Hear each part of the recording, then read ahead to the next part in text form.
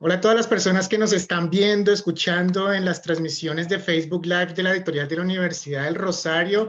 Estamos en el marco de lo que es la Filbo en Casa, esa iniciativa de lo que es la Feria Internacional del Libro. Claramente por la coyuntura no podemos estar presentes, quisiéramos estar en ferias y todo esto, pero no se pudo.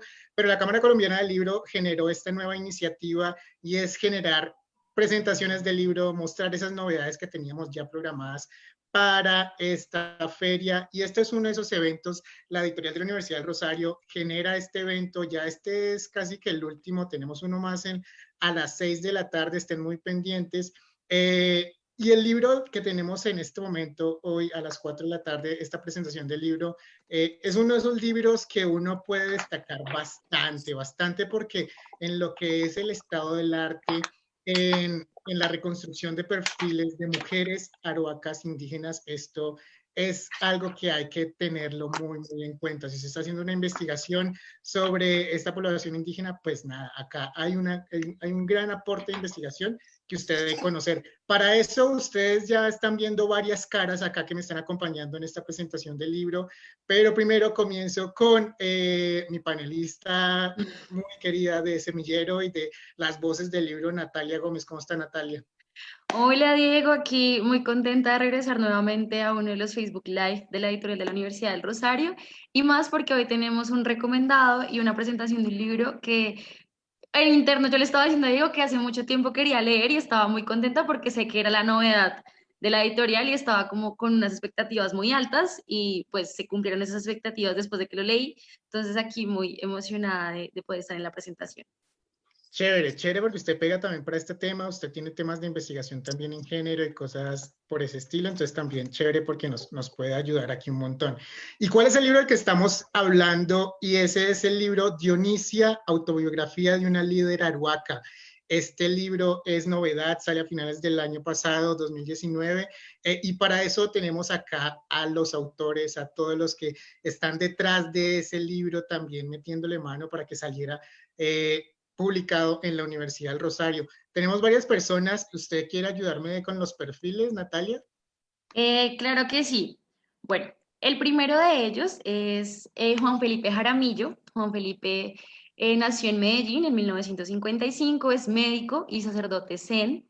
También es director de Montaña del Silencio, una comunidad zen, y es profesor de saberes de vida en la Universidad EAFIT. También es escritor de haiku y director del taller Haiku del Parque Explora en Medellín. Bienvenido, Juan Felipe Jaramillo, al programa de hoy. Muchas gracias, Natalia. Muchas gracias, Diego. Muchas gracias pues, a todos los que están aquí, a Dunén, a Bastián.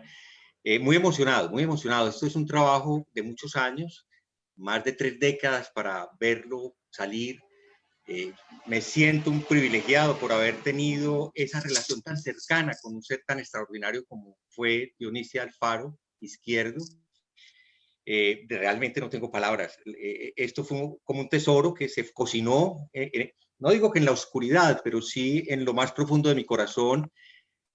Por mucho tiempo tuve temor a ser indiscreto, a que ciertas revelaciones que aparecen en las memorias de Dionisia pudieran no ser bien recibidas o pudieran generar problemas. Pero ahora, después de recibir pues, el impulso que Bastian tan generosamente le dio a este testimonio y luego ver cómo las nuevas generaciones indígenas lo están recibiendo, es sorprendente. Estoy muy emocionado de estar aquí, la verdad, de sentir que esa voz está viva y tiene mucho que decir para muchos. Gracias. No, a ti por la invitación. El siguiente invitado es Bastian Bosa, él es profesor de la Universidad del Rosario, tiene una maestría y un doctorado y un postdoctorado en ciencias sociales y él también ha estado, digamos, muy especializado en la lucha y en la investigación de los pueblos indígenas. Bienvenido, Bastian, al programa de hoy. Muchas gracias por la invitación. Muy feliz también de estar aquí. No llevo 30 años como Juan Felipe esperando que saliera el libro, pero desde que leí el manuscrito por primera vez, hace como 3 o 4 años, pues yo de inmediato pensé que ese texto era muy valioso, valioso como lo dice lo dijo Diego en su introducción, para el mismo pueblo arhuaco, para la gente arhuaca, porque es el primer texto de una lideresa arhuaca que se publica, pero yo creo que es un texto valioso por muchas otras razones, muchas otras personas en Colombia, de los otros pueblos, en América Latina, pero también en diversas partes del mundo donde esa misma historia que cuenta Dionisia tuvo lugar. Es un relato universal en el sentido de que luchas como las que tuvieron que librar esas mujeres y esos hombres arhuacos, pues ha sido una lucha de muchos pueblos. Yo también trabajé en Australia, ahora me encuentro en Estados Unidos, y esas historias de los internados, esas historias de las generaciones robadas, como las han llamado en Australia, de pronto la audiencia no sabe, pero gran parte de la historia tiene que ver con el hecho de que Dionisia, cuando era niña, fue robada a su familia, tuvo que crecer en un internado, le prohibieron hablar su lengua, le prohibieron vestir su manta, pero a pesar, digamos, de eso, ella, ya mayor, cuando era una mujer adulta, con niños, empezó a liderar los procesos justamente para la dignidad, para la autonomía de su pueblo. Entonces, sabemos que el tiempo hoy es muy corto, pero esperemos que la gente que va a ver ese programa, pues va a tener el mismo entusiasmo que tenemos, que a veces en la academia el entusiasmo es un poco ficticio en relación con los libros, pero en este caso sí es algo muy, muy real que todos hemos sentido en relación con ese texto. Es un texto que es muy agradable de leer y sobre todo muy profundo para entender no solamente lo que es la Sierra Nevada, sino la lucha de los pueblos indígenas. Entonces, muchas gracias por la invitación. Muy bien, Bastián, muchas gracias. Más caras que tenemos aquí en la pantalla, y tenemos a Kelly Ariza. Y Kelly es historiadora de la Universidad del Rosario, investigadora de la lucha arhuaca en el siglo XX, ha trabajado en los proyectos Perspectivas sobre el pasado arhuaco y Colecciones Interculturales. Actualmente brinda asesoría profesional en valoración documental para una entidad adscrita a la Secretaría de Salud de Bogotá. Y pues chévere tener también a un egresado del programa de Historia de la Universidad del Rosario. ¿Cómo está, Kelly? Muy bien, gracias. Muy emocionada también de estar acá, de hacer parte de este panel. Y pues la verdad, este libro me ha llenado mucho a mí como profesional, como persona, porque como dice Bastián, es un relato universal que ayuda a entender una dinámica de desposesión que puede ser vista en los distintos grupos indígenas alrededor del mundo. Entonces, siento que es un aporte muy valioso que muchas personas deberían leer e interesarse, independientemente de que pertenezcan o no a la comunidad arhuaca o de que sean o no colombianas. Creo que es un testimonio con un valor inconmensurable y estoy muy emocionada de participar en el día de hoy.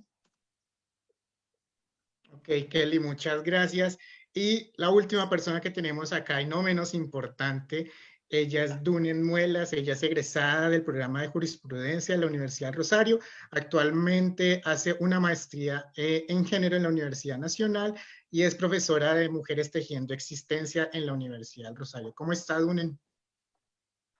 Hola, buenas tardes a todas y todos, Durudano. Realmente estoy muy contenta de compartir este espacio con ustedes, con Kelly, con Juan Felipe y con Bastián. Como ustedes saben y le contamos a la audiencia, durante este semestre hemos organizado una serie de lanzamientos de este libro porque creemos que es muy importante que en Colombia se resalte lo que significa una autobiografía de una mujer indígena. Y no, creo que este espacio muy corto les quiero contar muchas sorpresas y proyectos que tenemos alrededor de esta autobiografía y agradecerles en nombre de mi pueblo por ese trabajo tan importante que hicieron con este libro. Muchas gracias, Dunen. Pues bueno, yo sé que la presentación es larga porque somos bastantes y el tiempo es corto de esta presentación del libro, pero bueno, Natalia, ¿usted tiene de pronto una pregunta ahí clave para que podamos arrancar? Bueno, como un inicio de todo esto, y para contextualizar rápidamente a las personas que nos están viendo, esta historia es de esta líder que trata de conocer la historia de niños y niñas de la etnia que a principios del siglo XX fueron como en nombre de una política de Estado, secuestrados prácticamente, para llevarlos como a un orfelinato y hacer, guiño, guiño, una civilización de los grupos arhuacos.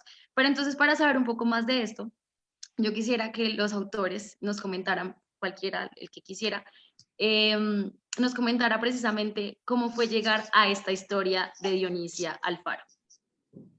Si quieren, yo puedo iniciar, pero es Juan Felipe que va a comentar realmente cómo sucedió, porque es una historia bien interesante del manuscrito. Es un trabajo que se hizo en realidad hace mucho tiempo. Es un trabajo que se hizo con mucho cuidado, con mucha atención, y se habló de varios autores, pero el autor realmente es Juan Felipe y la misma Dionisia, que desafortunadamente Dionisia murió en el año 1991, yo creo, pero ellos trabajaron juntos.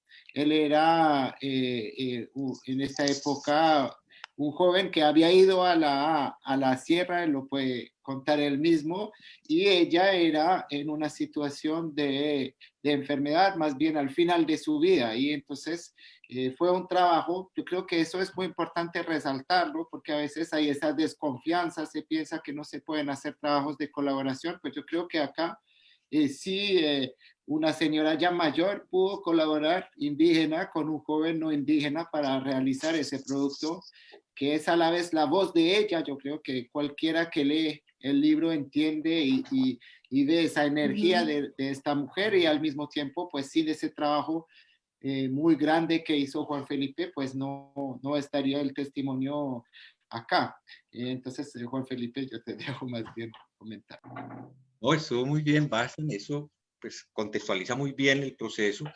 Yo tenía 21 años, mejor dicho, cumplí 21 años viviendo en la Sierra Nevada de Santa Marta. Me fui como parte de una generación que no encontraba lugar. Yo pues no me identifiqué con el nadaísmo. Posiblemente olí un poquito del hipismo medio trasnochado que se estaba haciendo aquí en Colombia, pero por razones familiares había un contacto ya inicial con la sierra, porque dos tías mías eran misioneras seglares de una congregación que se llama USEMI, y estaban haciendo un trabajo totalmente diferente al de los grupos misioneros. Entonces yo había crecido oyendo las historias de la sierra.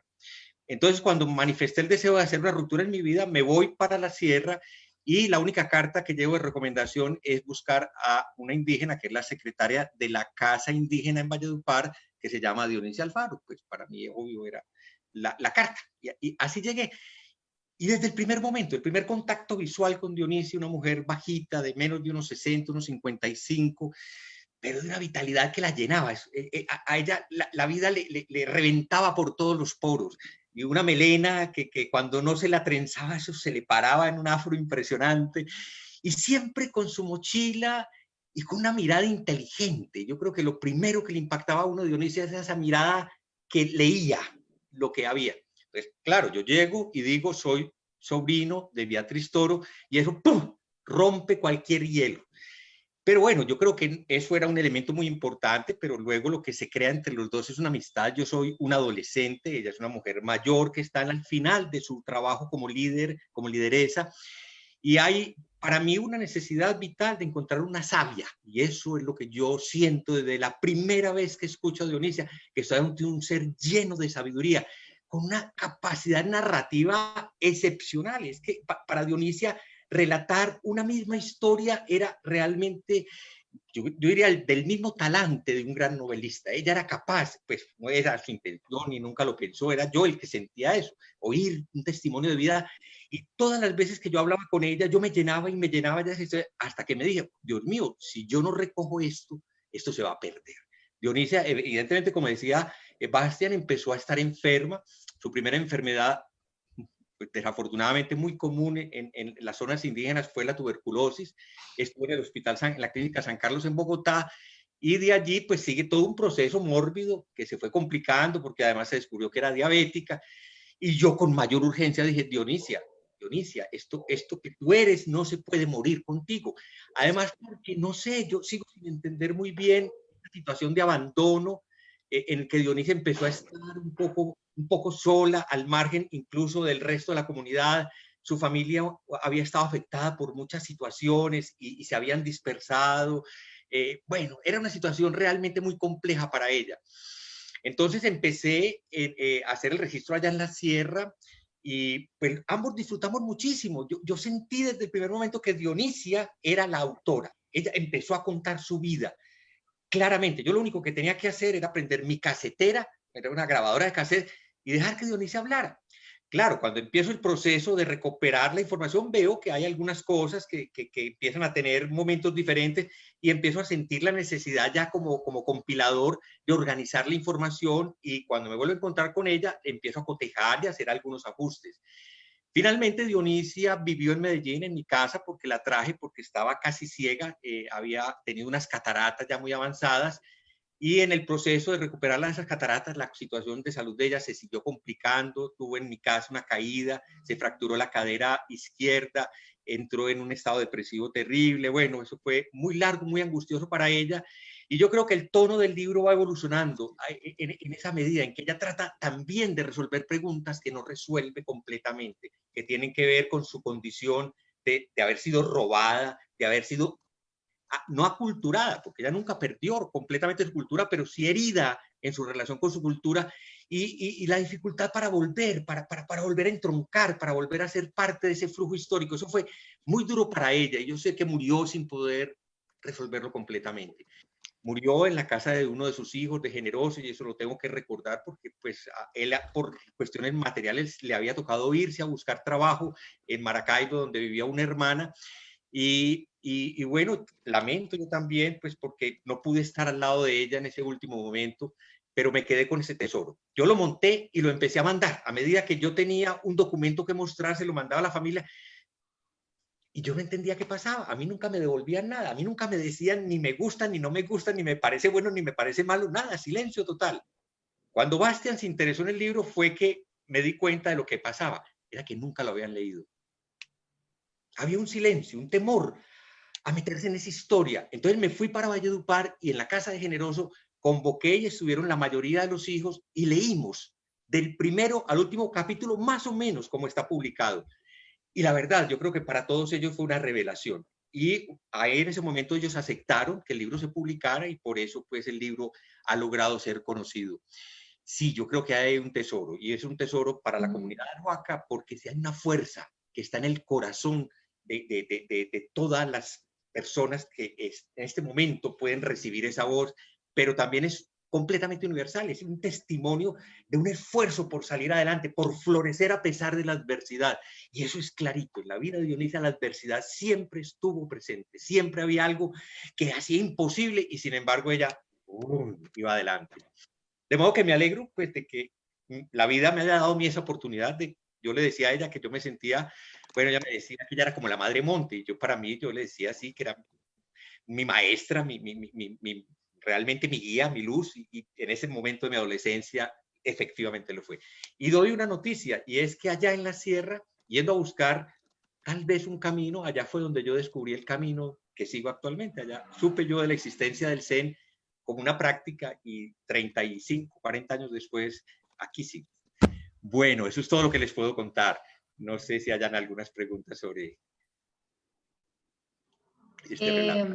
No, sí, creo que hay un montón de preguntas. Lastimosamente el tiempo es muy corto, pero vamos a intentar. Okay. Hay un montón de cosas, sí, hay gente, hay personas que están conectadas con nosotros, saludos a todos ellos. Una de esas personas, Gloria Amparo Rodríguez, la profesora de jurisprudencia de la universidad, está ahí pegada también, manda saludos para todos. Yo tengo una pregunta de pronto, bueno, recopilando lo que es el libro, es una investigación que se hizo hace algunos años gracias al profesor Juan Felipe por recolectar todos esos datos, de tenerlo por escrito, de convertirlo en libro. Pero es un libro que el profesor Bastián Boza llega, lo trae desde su encierro, lo trae a la Universidad del Rosario, lo publicamos, pero también tengo entendido que hay como ¿cómo decirlo? Como una investigación otra vez de eso que se hizo en ese momento, de pronto que el profesor Bastián con Kelly hayan visto esos archivos, los hayan traído otra vez, los hayan digitalizado. Ese proceso de renovar esa investigación, de pronto, ¿cómo fue? Una pregunta para el profesor Bastián y para Kelly. Pues hay dos cosas. Hay el texto de Dionisia como tal, que es la autobiografía de Dionisia, podemos decirlo, porque es la voz de ella, a pesar de que es un trabajo de colaboración con Juan Felipe. Juan Felipe se puso al servicio de ella, de ciertas formas, y en paralelo, pues lo que nosotros hemos hecho en la Universidad del Rosario fue investigar esa misma historia con otras fuentes, entonces con entrevistas de personas que hoy recuerdan esa historia de la misión. En particular, pues teníamos un historiador arhuaco que se llama Isaías Torres, con el cual trabajamos mucho. Él se murió el año pasado, pero sabía muchísimo de toda esa historia. Tenía un concepto cultural particular y que es tenía una memoria y no solamente una memoria, un trabajo histórico realmente impresionante, y también habíamos buscado archivos de los capuchinos como tales en Valencia y archivos en el Archivo General de la Nación, aquí es donde Kelly de pronto puede presentar el trabajo que ha hecho, que va a salir también publicado por la editorial de la Universidad del Rosario, y en este caso pues pusimos una de las cartas escrita a mano por Dionisia, donde escribía al gobierno en Bogotá, y es el texto que presenta en el libro Kelly. Entonces ahí pues. Sí, pues como lo menciona Bastián, yo venía trabajando con él y con varias personas que estábamos interesadas en la historia del pueblo arhuaco. Ya varios años llevaba trabajando con unos documentos sobre la misión, sobre varios líderes indígenas. Yo ya me había encontrado con Dionisia, con algunos documentos que ella había enviado al Ministerio de Gobierno, cartas reclamando, exigiendo soluciones para su comunidad.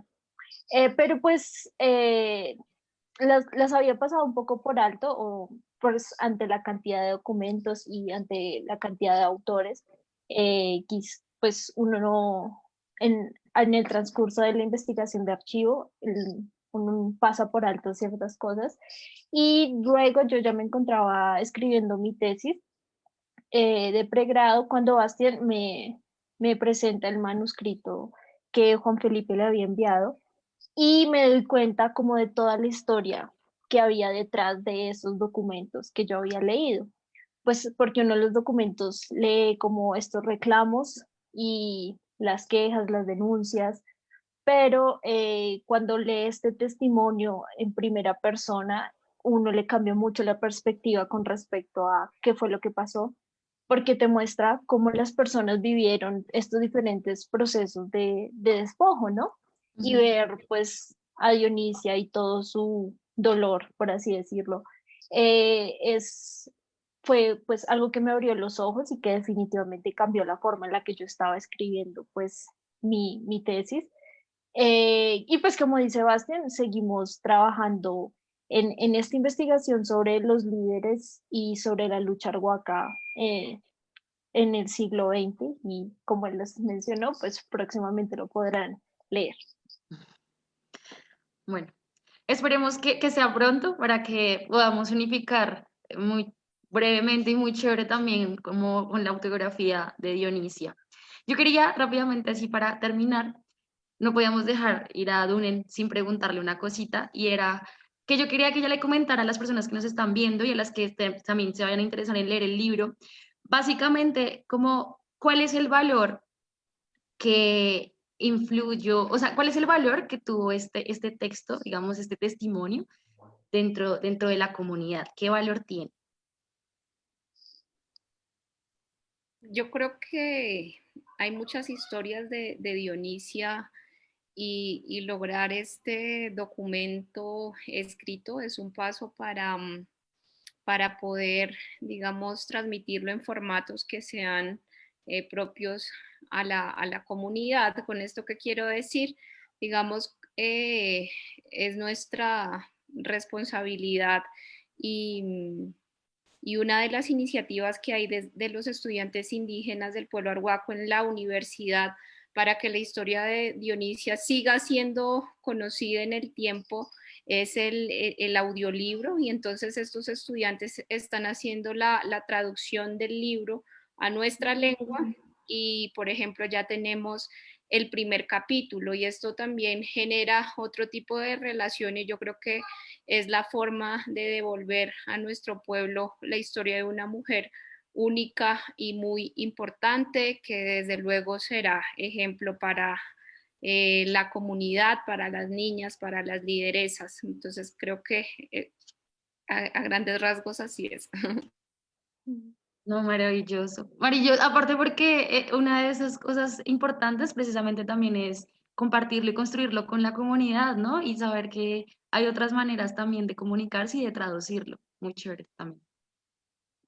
Muy bien, muy bien. Muchísimas gracias a todos. Estamos acá súper cortos de tiempo, pero profesor Juan Felipe, la verdad, muchas gracias por haber hecho esa labor desde hace tanto tiempo. Gracias a Bastián también por traer ese libro a estos nuevos tiempos, que en donde creo que es un libro que viene a enriquecer esos estados de arte bastante enriquecedores de toda la población arhuaca. Dunen, muchas gracias. No tenemos mucho tiempo, pero también muchas gracias. Y Kelly, estudiante de programa de historia, también ahí haciendo su aporte a todo esto. Muchas gracias a los cuatro.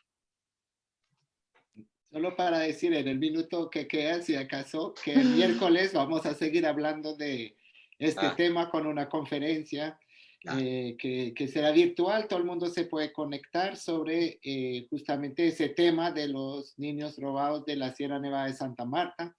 Y podamos tener más tiempo justamente para seguir hablando del detalle, porque finalmente no tuvimos el tiempo de entrar en las historias como tal y hay mucho para contar. Muchas gracias. Gracias a ustedes, de verdad, por aceptar la invitación y esperemos que en otra ocasión nos podamos encontrar con todos también para seguir charlando sobre esta autobiografía. Muchas gracias a todos los que nos están escuchando, viendo. Recuerden que el libro está tanto en libro electrónico como en libro impreso. Sabemos que en el momento el libro impreso no va a llegar muy rápido a sus manos, pero está el libro electrónico. Si ustedes quieren acceder a todo el texto, pues nada, ahí está ebook.urrosario.edu.co. Ahí pueden comprar el acceso al libro o en editorial.urrosario.edu.co. El libro impreso también ahí. Se les demora un tiempo para que les llegue a la casa, pero llega, seguramente les va a llegar. Muchas gracias a todos los que nos estuvieron viendo, gracias a los profesores, Natalia, muchas gracias, y nada, nos estamos viendo a las 6 que tenemos otro evento. Chao. Gracias.